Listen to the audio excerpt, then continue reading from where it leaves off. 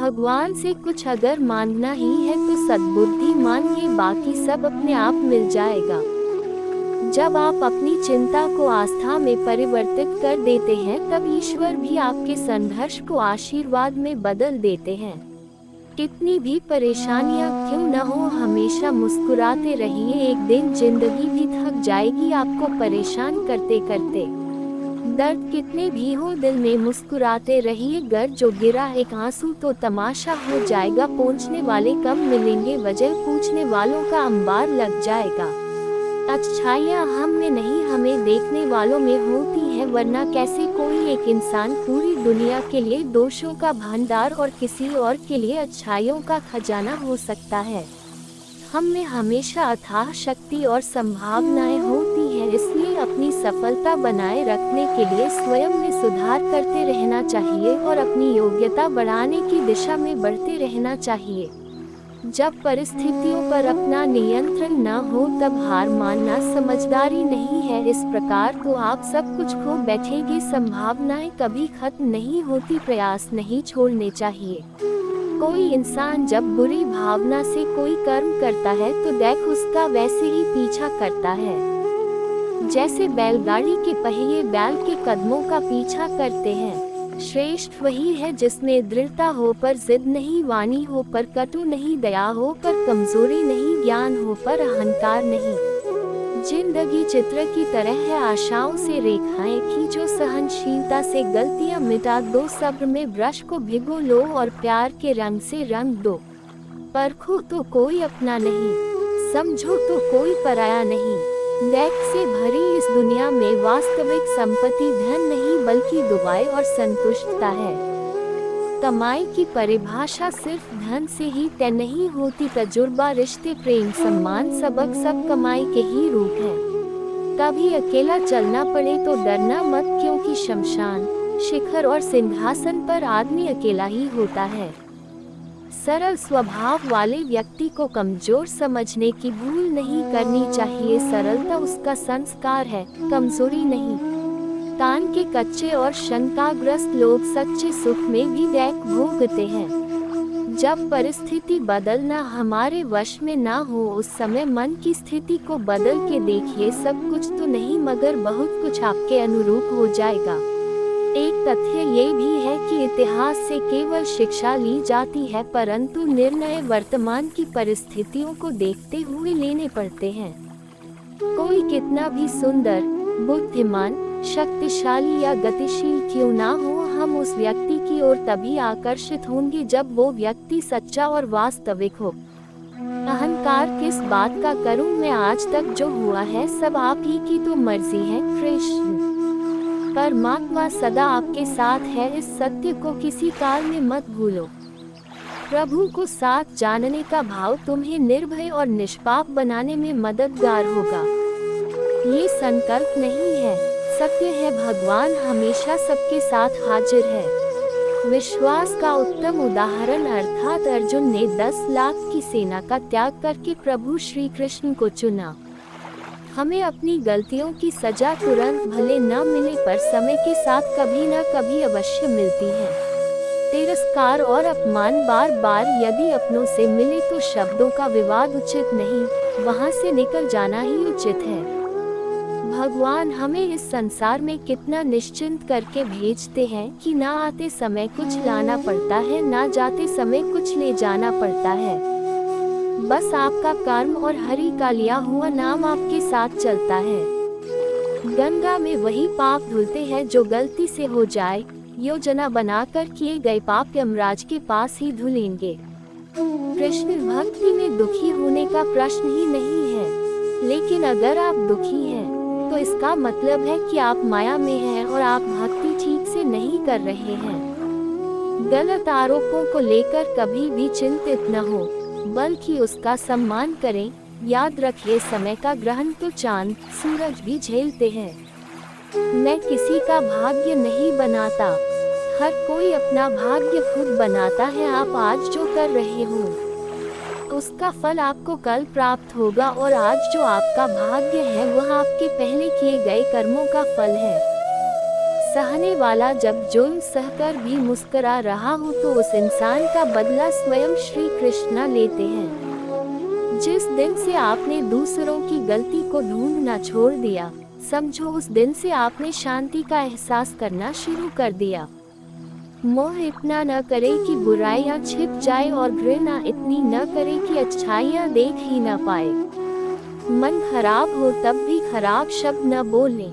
बाद में मन सही हो सकता है लेकिन बोले गए शब्द नहीं। जब तक मनुष्य की बुद्धि में मोह रहता है तब तक मनुष्य को किसी भी चीज पाने की चाह और खोने का भय बना रहता है, परंतु मोह का अंत होने से मनुष्य द्वंद्वों से मुक्त होकर वास्तविक जीवन का आनंद ले पाता है। समय यही सिखाता है कि जिंदगी किसी का इंतजार नहीं करती और न ही किसी के लिए रुक सकती है। उदय किसी का भी अचानक नहीं होता, सूर्य भी धीरे धीरे निकलता है और ऊपर उठता है। धैर्य और तपस्या जिसमें है वही संसार को प्रकाशित कर सकता है। किसी की कोई बात बुरी लगे तो दो तरह से सोचो, यदि व्यक्ति महत्वपूर्ण है तो बात भूल जाओ और बात महत्वपूर्ण है तो व्यक्ति को भूल जाओ। गुण 36 नहीं केवल 4 चाहिए, अच्छा व्यवहार, साफ नियत, नेक दिल और ईमानदारी चाहिए। अभिमान नहीं होना चाहिए कि मुझे किसी की जरूरत नहीं पड़ेगी और यह वहम भी नहीं होना चाहिए कि सभी को मेरी जरूरत पड़ेगी। जो आज तुम्हारा है कल किसी और का था, परसों किसी और का होगा। तुम इसे अपना समझकर मग्न हो रहे हो, बस यही प्रसन्नता तुम्हारे दुखों का कारण। जो कुछ भी कर्म आपको करना है वो लालच के साथ नहीं, अहंकार के साथ नहीं, ईर्ष्या के साथ नहीं, परंतु प्रेम, करुणा, विनम्रता और भक्ति के साथ करना है। चरित्र एक वृक्ष है और प्रतिष्ठा, यश, सम्मान उसकी छाया, लेकिन विडंबना यह है कि वृक्ष का ध्यान बहुत कम लोग रखते हैं और छाया सबको चाहिए। मत तोला कर इबादत को अपने हिसाब से, रहमतें उसकी देखकर अक्सर तराजू टूट जाते हैं। कभी कभी दूसरों के कार्य मन को दहला देते हैं, संयम छूटने का अवसर आता है, परंतु ऐसे समय में संयम बनाए रखना और मन पर अंकुश रखना अधिक आवश्यक होता है। जो लोग भक्ति में श्रद्धा नहीं रखते वे मुझे प्राप्त नहीं कर पाते, अतः वे इस भौतिक जगत में जन्म मृत्यु के मार्ग पर वापस आते रहते हैं। दूसरों को हानि पहुंचाकर, रुलाकर प्राप्त की हुई चीज, सम्मान, यश, प्रतिष्ठा आपको भी ठीक उसी तरह कष्ट भोगकर रोकर खोनी पड़ेगी। जीवन की समानता को पहचाने और अपनाए, अर्थात बिना दुख के सुख का मूल्य नहीं समझ सकते। जिसने केवल सुख भोगा हो उसके लिए दुख पहाड़ के समान है। चालाकियों से कुछ देर ही मोहित किया जा सकता है, दिल जीतने के लिए तो सरल और सहज होना जरूरी है। दिल के सच्चे लोग भले ही अकेले रह जाएं, लेकिन उनका साथ भगवान हमेशा देते हैं। सच्ची बात बोलने वाला और सही राह चलने वाला इंसान हमेशा दुनिया को कड़वा लगता है। अपने स्वभाव को हमेशा सूर्य की तरह रखिए, न उगने का अभिमान, न डूबने का डर। बिना स्वार्थ किसी का भला करके देखिए, आपकी सारी उलझने ऊपर बाला सुलझा देगा। मस्ट रीड 101 जोर सुविचार हिंदी, बेस्ट मोटिवेशन सुविचार हिंदी में। भक्ति और विश्वास इतना करो कि संकट आप पर हो और चिंता प्रभु को हो। निर्णय वही उत्तम होते हैं जो केवल स्वयं के हित नहीं अपितु अन्य की भावनाओं का विचार करके लिए जाए। हद से ज्यादा सीधा साधा होना ठीक नहीं है, क्योंकि जंगल में सबसे पहले सीधे पेड़ों को काटा जाता है। साधारणतः आम आदमी को पता ही नहीं है कि जीवन में उसका लक्ष्य क्या है। सुख यदि उसका लक्ष्य है तो दिशा गलत है, दिशा भी ठीक है तो तरीका गलत है। बिन गुरु के और गुरु उपदेश का आदर किए बगैर कल्याण संभव नहीं। जीव के दैक का कारण ईश्वर से अपने संबंध का विस्मरण होना है।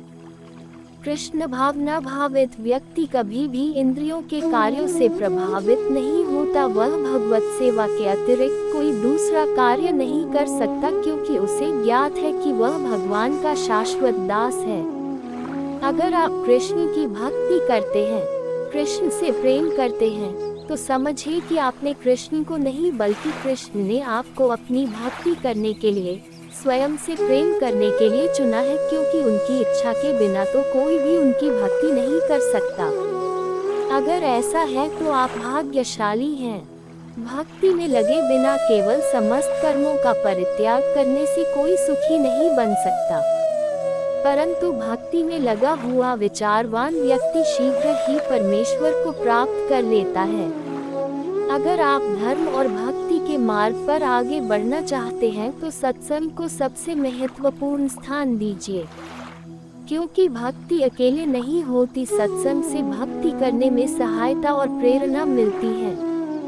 जिसके हृदय में सबके हित का भाव रहता है वह भगवान के हृदय में स्थान पाता है। कभी कभी भगवान आपकी परिस्थिति नहीं बदलते, क्योंकि वो आपके विचार बदलना चाहते हैं। जब कोई भगवान के नाम का जप करता है और भगवान के नाम में आस्था रखता है, हर स्थिति शुद्ध चेतना के कारण शुभ हो जाती है। सबसे बड़ा दानी कंजूस व्यक्ति होता है, वो सारी दौलत दूसरों के लिए छोड़कर चला जाता है। संन्यास तभी पूर्ण माना जाता है जब ये ज्ञात हो कि संसार की प्रत्येक वस्तु भगवान की है और कोई किसी भी वस्तु का स्वामित्व ग्रहण नहीं कर सकता। जिन नियमों की जानकारी है उनका ही पालन करते हुए भक्ति आरंभ कर देनी चाहिए। आगे जैसे जैसे भक्ति बढ़ती जाएगी, नियम स्वयं ही प्रकट होते चले जाएंगे। इससे पहले कि आत्मा शरीर से निकले, हमें अपने दोषों और बुराइयों को निकालना है। सांसारिक व्यक्ति के कुछ दिन के वियोग से ही हमारे आंखों में आंसू आ जाते हैं, किंतु कृष्ण से हम कितने जन्मों जन्मों से बिछड़े हुए हैं, लेकिन हमारे आंखों से आंसू नहीं आते। इसी का नाम माया है। अगर सुख की इच्छा करोगी तो पाप अवश्य होगा। अपने सुख की इच्छा ही पाप कराती है। अगर पापों से छुटकारा चाहिए तो सुख की इच्छा छोड़ दो। जैसे प्रज्वलित अग्नि ईंधन को भस्म कर देती है, उसी तरह ही अर्जुन ज्ञान रूपी अग्नि भौतिक कर्मों के समस्त फलों को जला डालती है। केवल नाम जप करना ही भजन नहीं है। जिस भी क्रिया के करने से मन भगवान की ओर अग्रसर हो, भक्ति बढ़े, साधना बढ़े, वही भजन है। नाम हमें निष्काम भाव से और बिना अपराध के जपना होगा। एक बार शुद्ध नाम जपने से हमारे इतने पाप नष्ट हो सकते हैं जितने हमें करने की क्षमता नहीं है। भले ही कोई मनुष्य अन्य सारी इंद्रियों को क्यों न जीत ले, लेकिन जब तक जीत को नहीं जीत लिया जाता तब तक वह जितेंद्रिय नहीं कहलाता। लेकिन यदि कोई मनुष्य जीव को वश में करने में सक्षम होता है तो उसे सभी इंद्रियों पर पूरा नियंत्रण करने वाला माना जाता है। बड़े से बड़ा या छोटे से छोटा जो भी कर्म किया जाए, उसमें केवल निजी स्वार्थ को ना देखकर सर्वहित सर्वोपरि की भावना होनी चाहिए।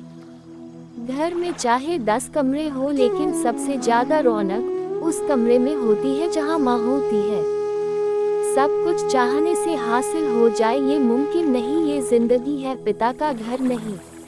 जैसे घर के अंदर जली हुई धूप बत्ती से सारा घर सुगंधित हो जाता है, ठीक उसी प्रकार परमात्मा का नाम जपते रहने से आपका सारा जीवन सुगंधित हो जाता है।